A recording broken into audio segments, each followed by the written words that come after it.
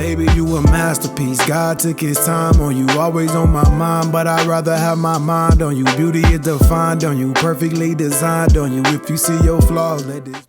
What's up, you guys? It's your girl, the Short Side, and I'm back with another video for you today.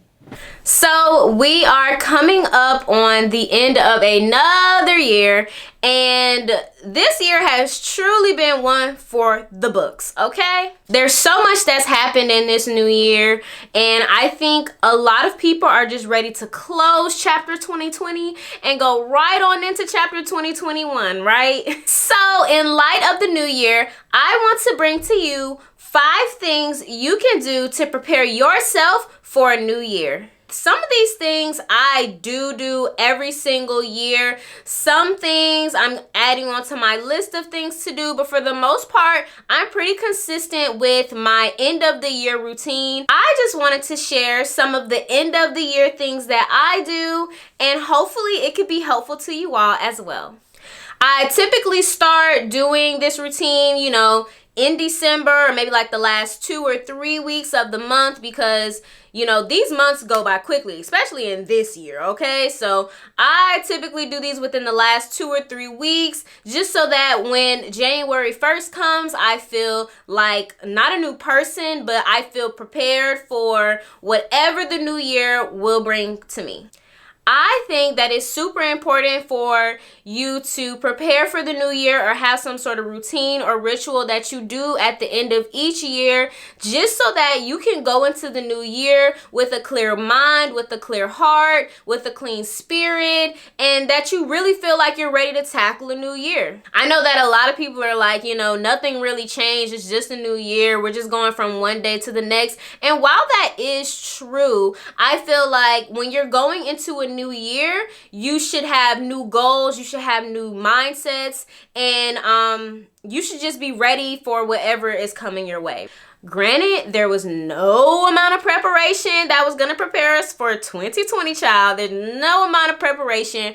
However, I still believe that some of the preparation I did in 2019 leading into 2020 set me up for greatness this year. And so I'm so excited to share this with you all. So let's get right on into it. Number 1, writing out your accomplishments for the year. Now, this year has been very, very different from years before. So if you're writing out your accomplishments and all you did this year was survive, then you accomplished something. Do not feel like you had to have done some big grand scheme of things to feel like you've done something great in this year, or any year at that matter, because just making it a slew of 365 days is enough. However, I do think that it's important to write out your accomplishments so that you can acknowledge your victories, you can acknowledge your wins, and that you can just really show yourself some praise, clap it up for yourself for the things that you've done in this year. Go you, good job. I think that you should also write out your accomplishments so that when you do get to some of these later steps, you can aim higher. Because of course, we always want to continue to elevate. We always want to grow. We always want to get better. So I suggest that you maybe write down your accomplishments in your journal or on a sheet of paper or just anywhere where you can go back and look and really just be proud of yourself for what you've done this year. Number 2, write out your failures.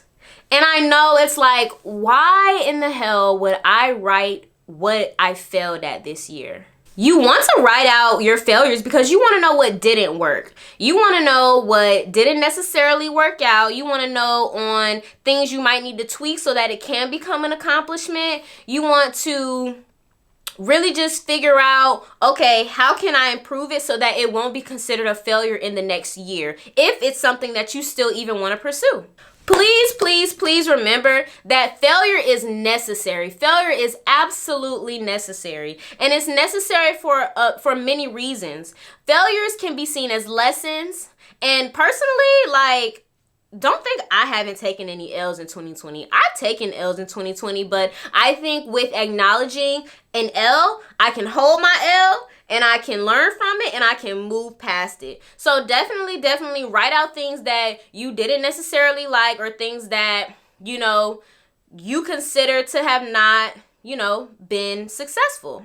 And again, with, the craziness of the year, show yourself a little bit of grace, please, okay? Don't take everything as a failure. I've been fired from my job this year. I've gone through a lot of turmoil this year. And though these things are considered failures, I'm learning from it and I'm growing from it and I'm moving past it.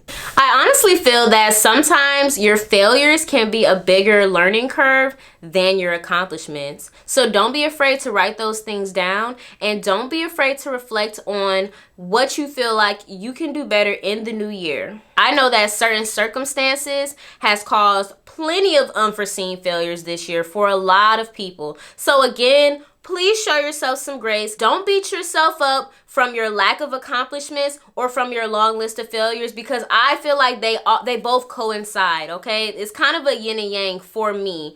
Whatever I feel like I've accomplished, I feel like in that same breath, I've had just as many failures, and I take heed to that, and I work on it, and I move forward.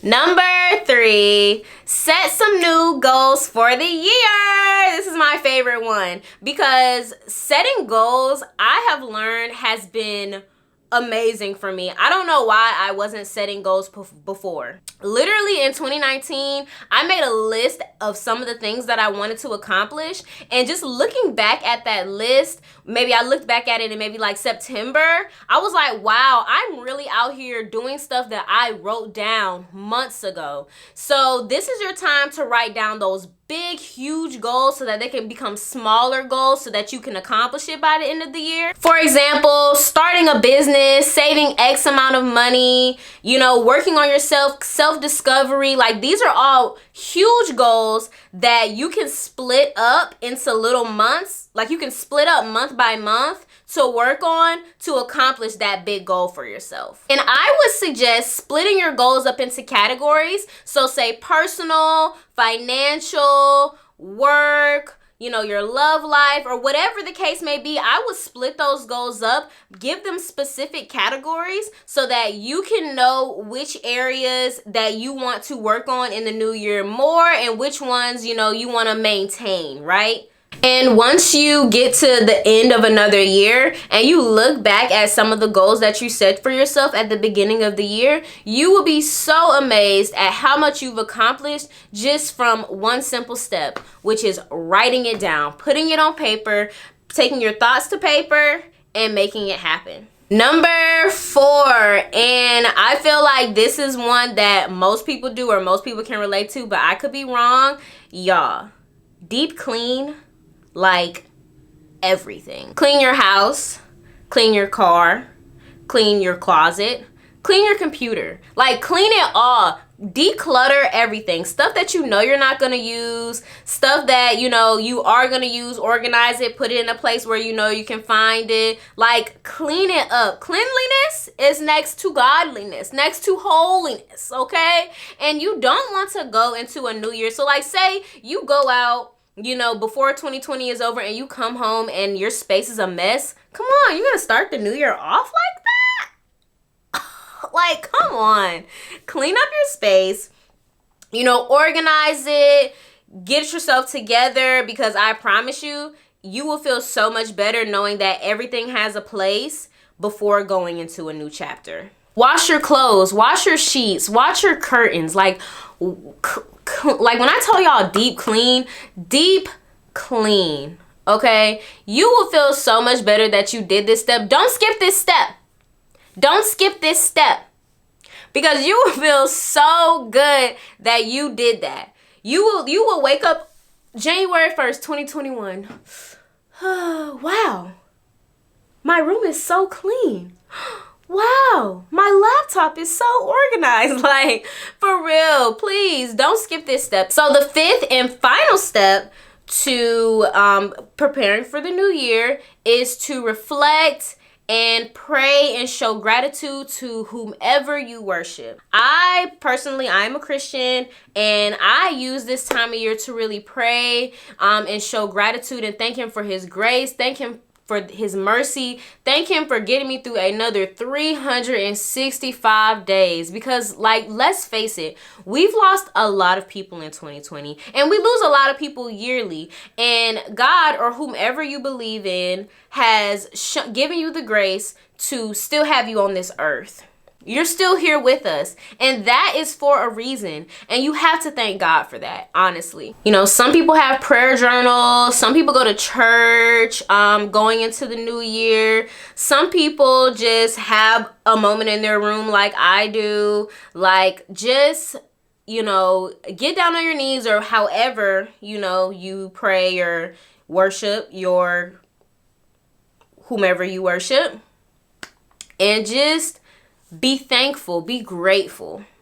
And I think that that's something that I really asked to learn in 2020 was gratitude, like just being grateful for what I had, and just being, you know, grateful for, you know, just grace. Like, grace is such grace, amazing grace, right? Like, God has brought us through some stuff, and he brings us through some stuff every single year. So you have to give him the thanks and the glory and the honor and the praise for bringing you to the end of another year.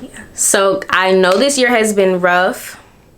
I know that some people said throw the whole year away, but honestly, I feel like there was so much that we've gained in 2020, and I'm going to do another video about that, on some of the things that I've learned in 2020. If you are looking for a way to really jumpstart your year, I highly suggest doing, if not one, but all of some of the tips that I've shared with you all. These are the things that I do in the new year, and I always find myself in a serene and peaceful mindset every single new year.